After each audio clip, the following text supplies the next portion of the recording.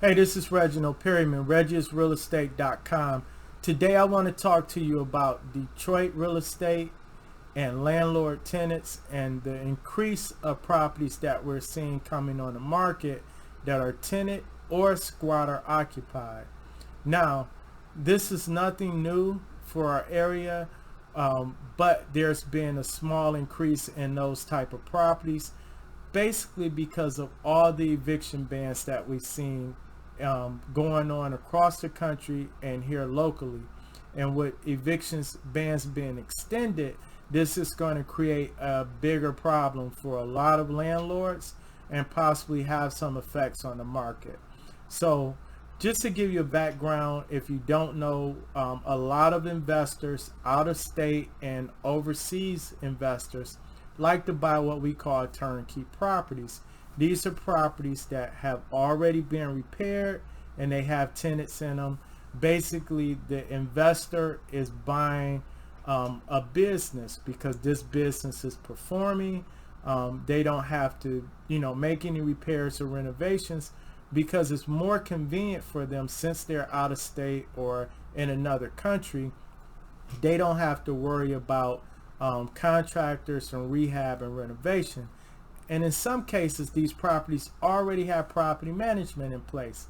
Sounds like a great idea, but we've seen plenty of investors get burnt because they thought they were buying a performing asset when really they were just buying someone else's headache.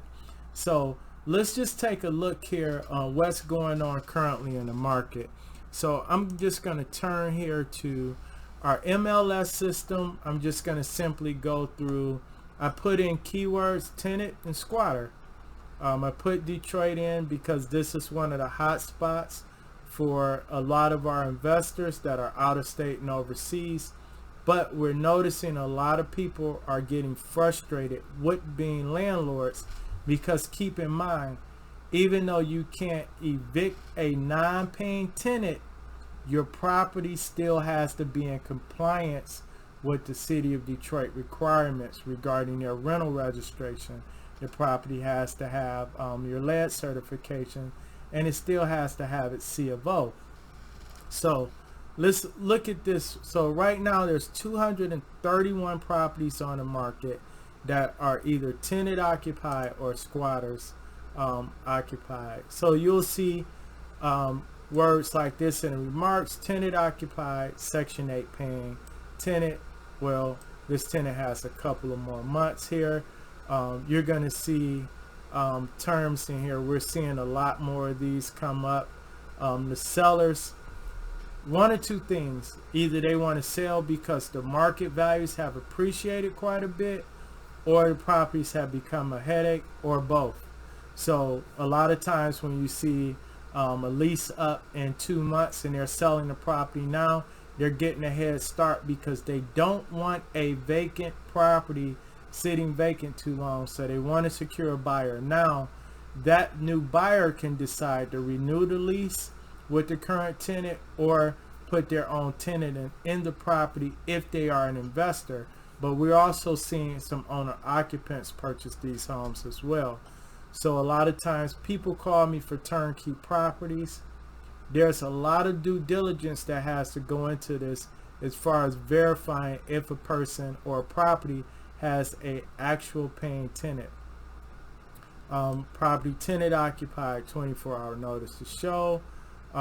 You'll see terms like do not disturb tenants. And we can go through this list for a while, but I'm not going to go through all the but here's the one I want you to pay attention to. So this one says non-performing tenant investment opportunity in up and coming area. So this is just letting you know this is the price. You're buying this property pretty much sight unseen in some cases, because a lot of these properties, if the tenants are not cooperating, they definitely don't want the property sold. So you're going to see this come up a lot more. You're going to see different terms here. Let's see if we can find another one. And here's another one. Tenant occupied must submit offer with proof of funds to view. This is something we're seeing that's more common now where before you even see the property, they don't want you to back and forth with you and 1,000 people going in and out of the property, disturbing the tenant. They simply want you to make your offer first, show proof of funds. If it's an acceptable offer, your offer clause will have an inspection contingency as well as an interior inspection contingency. So the difference is you're going to have your private inspection. This is when your inspector goes out, inspects the property to see if there's any hidden defects or major damage to the property. But you can also include in there is subject to you viewing the interior of the property, meaning that once your offer and terms have been accepted, you may now arrange to go see the property to see if you want to move forward, and then only at that time will the seller contact the tenant if you guys can agree on price and terms. The issue with this is a lot of buyers will simply say, hey, I have the money, I'll offer full price, I'm just going to the property, maybe I like it, maybe I don't, let's renegotiate or I'll cancel my offer. But this at least gets just the serious buyers up front. If the house is $35,000, someone is offering $20,000, the seller is not even going to entertain disturbing the tenant or entertain that offer, and then they can just work with another buyer. So you're going to see this a lot. You're going to see here, you're going to see terms like performing tenant and the current rent. This is the current rent and things of that nature. Let me just increase the screen so you can see it a little bit more here, but not too big. So you're going to see tenant occupied, no showings. They want you to make an offer, sight unseen, no showings on this property. Again, you're going to make your offer subject to interior viewing and possibly and private inspection if you choose to do so. And then you're going to have some properties that says tenant occupied, do not approach the tenant unless you schedule an appointment, which is normal.